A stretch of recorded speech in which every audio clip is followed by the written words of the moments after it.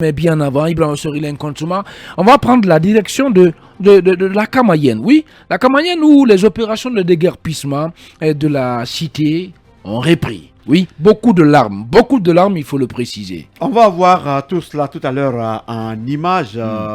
Pour ceux qui nous suivent via la page Facebook et notre chaîne YouTube. Tout à fait. Allez-y. Quelques endroits du Cameroun, voilà. Et de la Camaïenne sont devenus pratiquement des secteurs fantômes. Parce que hier, c'était habité.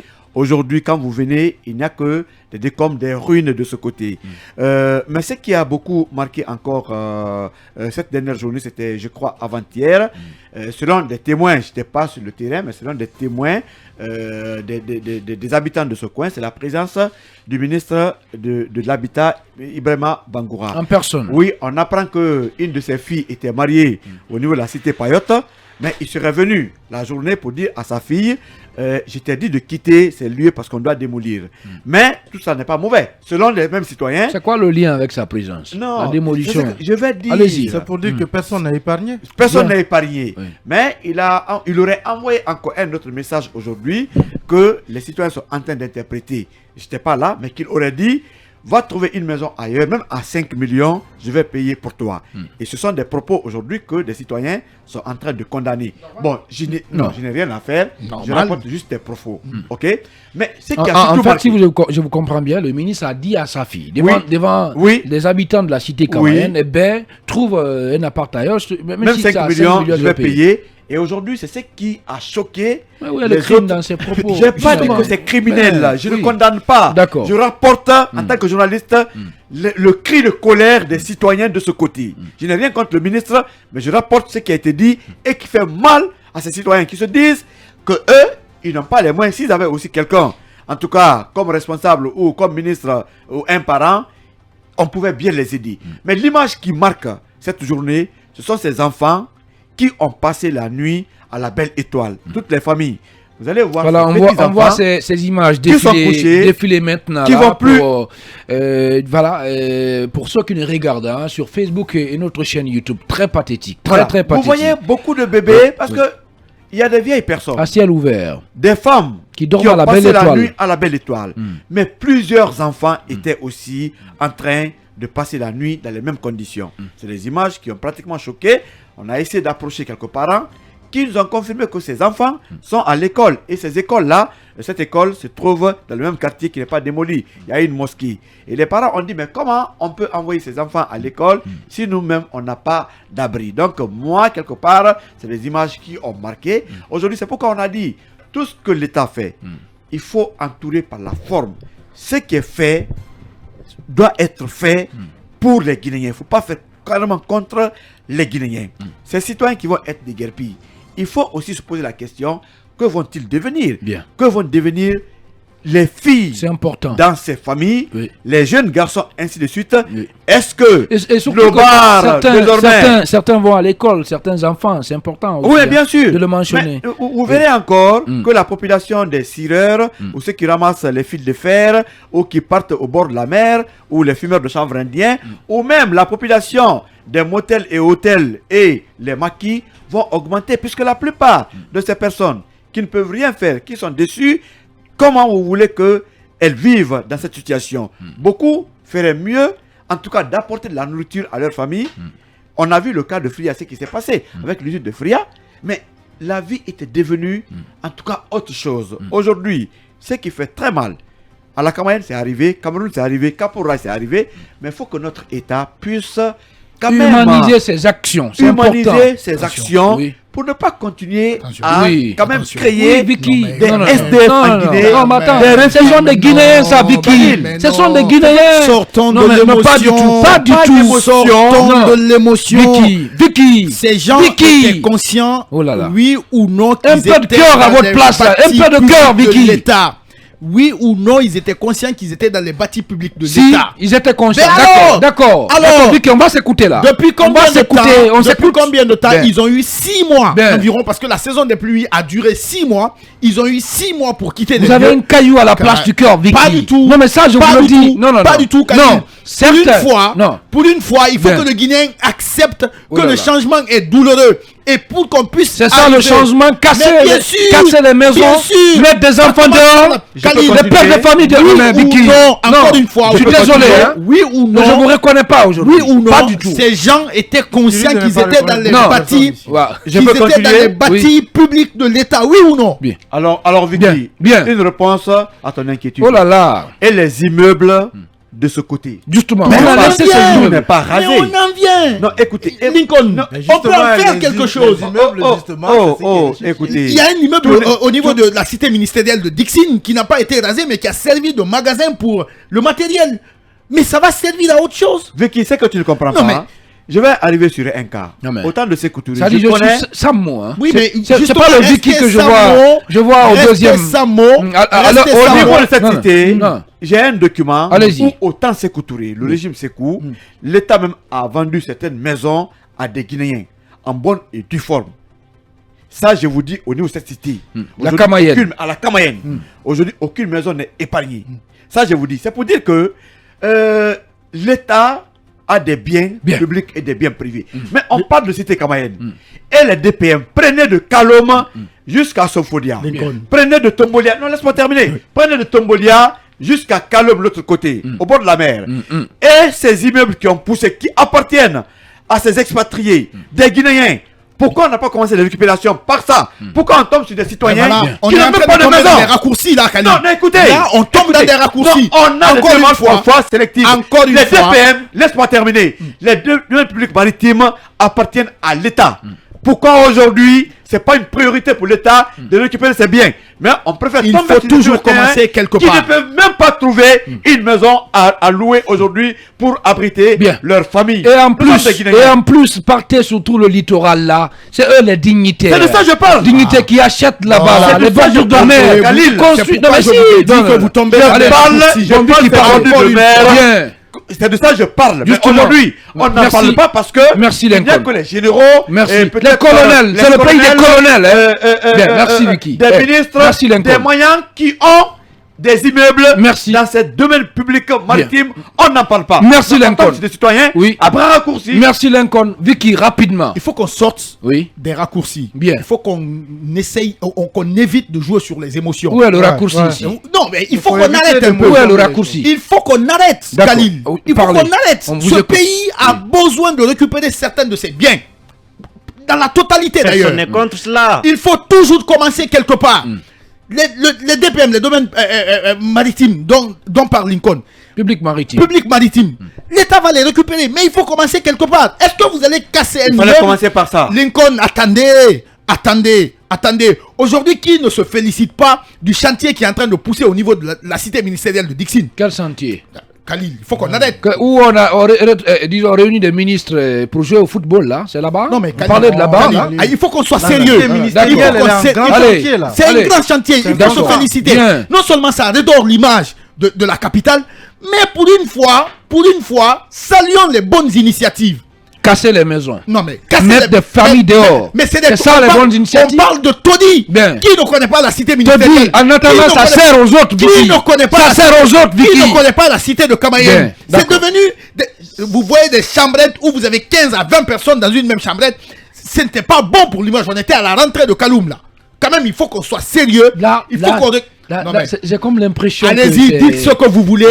Mais non, encore une fois, on priorise les bâtiments à la place des humains. Encore une fois, Oh là on ne là. peut pas faire des Bien. cités Allez. appartenant à l'état des propriétés privées. Merci beaucoup, Allez Moustapha construire de Vicky. nouvelles villes. Merci, comme le Lincoln. Sénégal. Merci, Il y a Lincoln. des espaces dans ce pays. Merci. Allez construire de nouvelles villes. Bien. Pour commencer là où les gens habitent d'abord. Merci Alors beaucoup. construisez avant de casser. Merci, Lincoln. Merci, Vicky. Emmanuel, oui. Emmanuel, oui. Même si je sais ce que vous allez dire. Non, Parlez. Vous, savez Vous n'êtes pas pas ce dans que- sa Parlez. Vous ne savez, vous êtes loin de Allez-y. savoir ce que Allez-y, oui. Je vais rester sur les faits. Mhm. Lorsque vous allez dans les cités Kamayenne et Cameroun, la première chose, le premier constat que vous faites sur les bâtiments, c'est que c'est écrit PBP. Pour ceux qui le savent, PBP, tous les bâtiments sont immatriculés. PBP, ça signifie patrimoine bâti public. Lorsque c'est écrit sur une maison PBP, ça veut dire que ça n'appartient pas à celui qui y loge. Ça appartient au patrimoine bâti public. Donc à l'État. Maintenant, oui, à l'État. Maintenant, il y a deux catégories de personnes qui habitent dans cette cité. Vous avez d'abord les fonctionnaires qui sont en activité et qui y sont logés à cause des fonctions publiques qu'ils occupent, vous avez ensuite une autre catégorie de citoyens qui louent aussi ces maisons et qui payent des loyers au patrimoine bâti public. Mais ces deux configurations ne changent pas le fait que le bien appartient au patrimoine bâti public, donc à l'État. Ça veut dire que vous soyez un locataire qui paye le loyer ou que vous soyez un fonctionnaire qui a été logé par l'État, vous n'êtes pas le propriétaire de la maison, vous n'êtes pas le propriétaire du terrain. À partir du moment où le bâtiment lui-même il est immatriculé, ça veut dire que ce n'est pas pour vous. La maison que vous avez construite sur un domaine qui vous appartient, dont vous avez le titre foncier, le patrimoine bâti public n'est pas fou pour venir immatriculer cette maison, écrire là-dessus PBP. Il ne peut pas, parce que ça ne lui appartient pas. Mais toutes les maisons qui lui appartiennent sont immatriculées. Et le premier constat qui vous frappe à Camayen ou à Cameroun, c'est que toutes les maisons sont immatriculées. Et ça ne vous dit rien, ça dit rien à personne. Quand c'est immatriculé, ça veut dire que ça appartient à quelqu'un. Mais quand c'est quelqu'un veut récupérer, c'est vrai, les images qu'on est en train de voir, ça fend le cœur, c'est vrai. Mais ça reste quand même un bien qui appartient à quelqu'un. C'est comme vous qui avez logé quelqu'un et vous êtes prêt à récupérer votre maison et voilà, ça pleure. Mais ça appartient à l'État. C'est une cité. Quand on dit une cité, ça dit tout en réalité. Il n'y a pas que Camayen ou Cameroun, je ne sais où. Vous avez plein de cités en Guinée. Bien. Tout près ici, tout près de nous à Simbayaga, vous avez la cité de la CBK où on loge des fonctionnaires. Vous partez à la retraite. Non, Lincoln, s'il vous plaît. Toi et moi, on envoie les bulldozers là-bas. Merci Lincoln. Ne perturbez pas, s'il vous plaît. Allez-y, Emmanuel. Je prends un exemple. Vous avez la cité CBK où on loge des fonctionnaires pendant que vous travaillez. Quand vous prenez votre retraite, vous quittez la cité. Vous partez. Parce que ça ne vous appartient pas. C'est le principe de la cité. Mais quand le propriétaire de la cité vous dit que je veux récupérer ma cité, je veux la reconstruire, bien. Je pense que même si ces images choquent, mais on ne peut pas lui en vouloir. Ça lui appartient. Pourquoi on n'a pas cassé les immeubles? Parce que c'est des immeubles qu'on veut construire. Évidemment, vous n'allez pas casser des immeubles alors que vous êtes en train de raser des maisons basses pour construire des immeubles à la place. Ces immeubles-là, qui c'est? Ils appartiennent peut-être, il y en a qui appartiennent à l'État, ou il y en a qui payent des loyers à l'État, ou en tout cas qui payent quelque chose à l'État.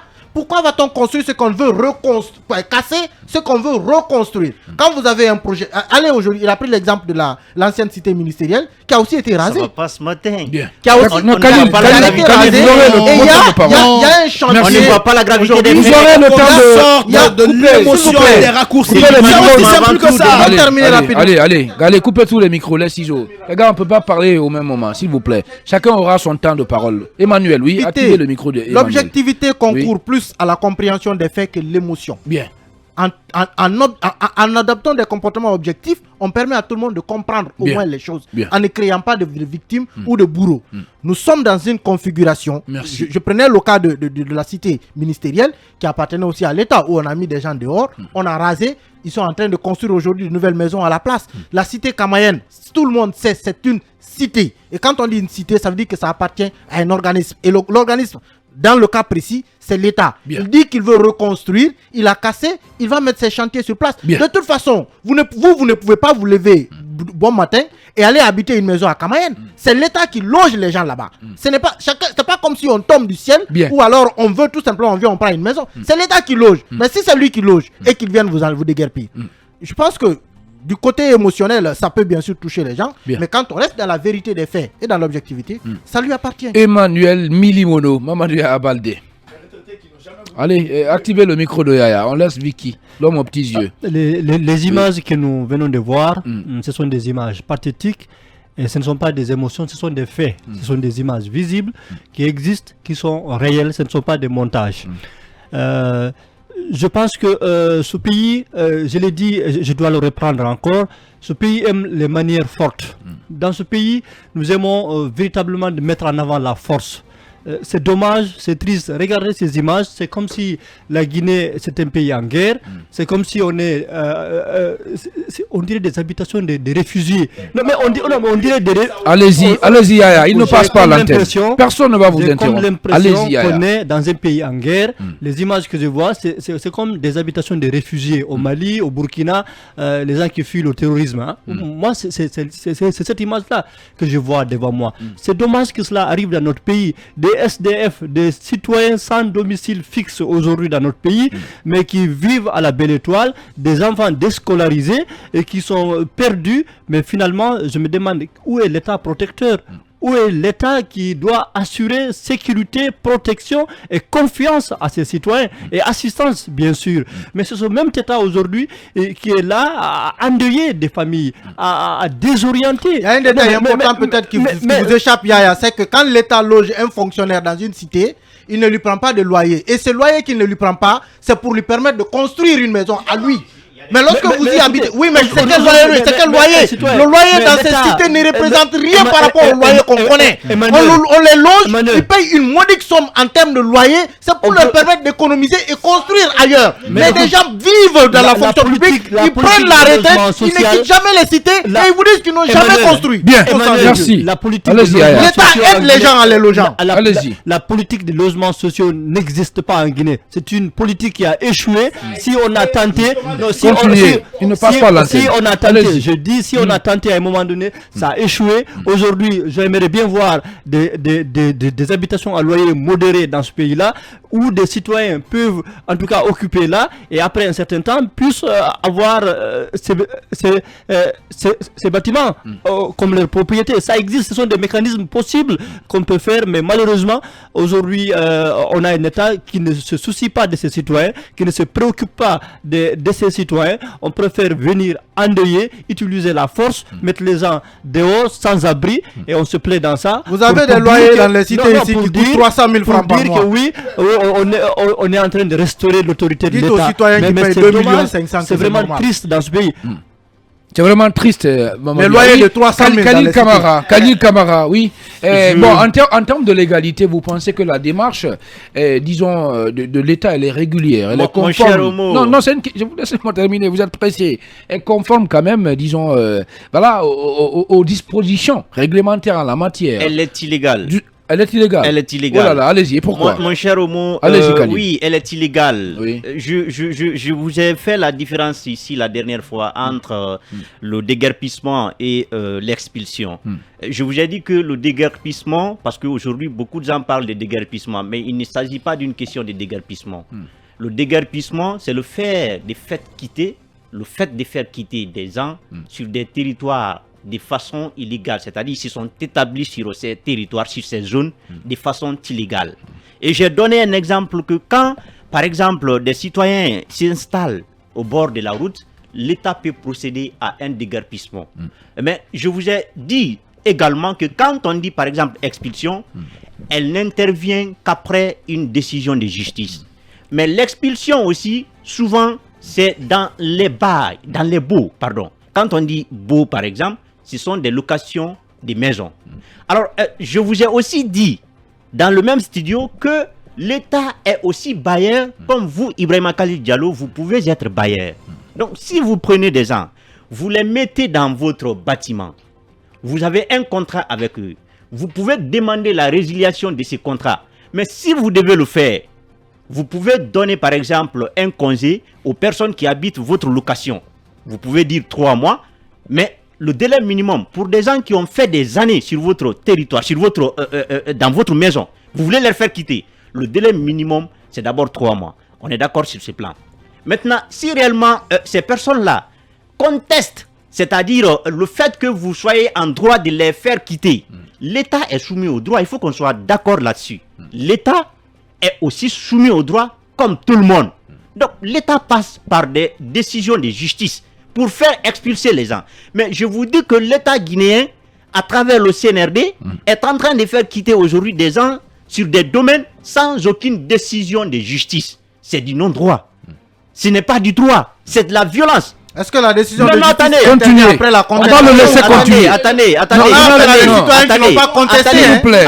S'il vous plaît. Ils n'ont pas contesté. Khalil, attention. Khalil, continuez. Les occupations n'ont pas contesté. Les occupants n'ont pas contesté. Emmanuel Diti, c'est quand ils contestent que attendez. Les ciseaux pour Emmanuel et Vicky. On laisse Khalil terminer. Mais aujourd'hui, allez-y au bout de vous. Qu'on le reconnaisse ou pas, il y a un litige entre l'État. Oui. Il faut comprendre que même la maison qui appartient à Ibrahima Khalil Diallo, à un moment donné, vous pouvez être prêt à me faire déloger et que je refuse. Parce que je constate que vous n'êtes pas en droit de le faire.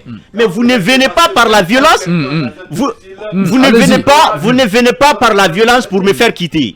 Pour répondre à la question d'Emmanuel en ce qui concerne le loyer payé par ces personnes, l'État a d'abord le rôle de subventionner les besoins fondamentaux de ses citoyens. Donc quand l'État met en location, l'État ne peut pas mettre en location un bâtiment comme un simple particulier qui peut demander des millions. L'État fait pour venir en assistance à ses citoyens. C'est-à-dire que si les autres peuvent mettre un bâtiment à 2 millions, l'État peut donner ces bâtiments à 100 millions. À 100 000 francs. Donc je voudrais qu'on comprenne que l'État aussi a pour rôle de défendre, de venir en assistance, comme l'a dit tout à l'heure Yaya, à ses citoyens. Et ce qui est pire dans cette situation, c'est-à-dire que l'État aujourd'hui est venu faire sortir des gens sur le domaine comme des malpropres, c'est-à-dire comme ils étaient illégalement installés, alors que ces gens-là payaient. On a suivi une dame hier dans notre émission Africa 2015, la dame a tous les reçus.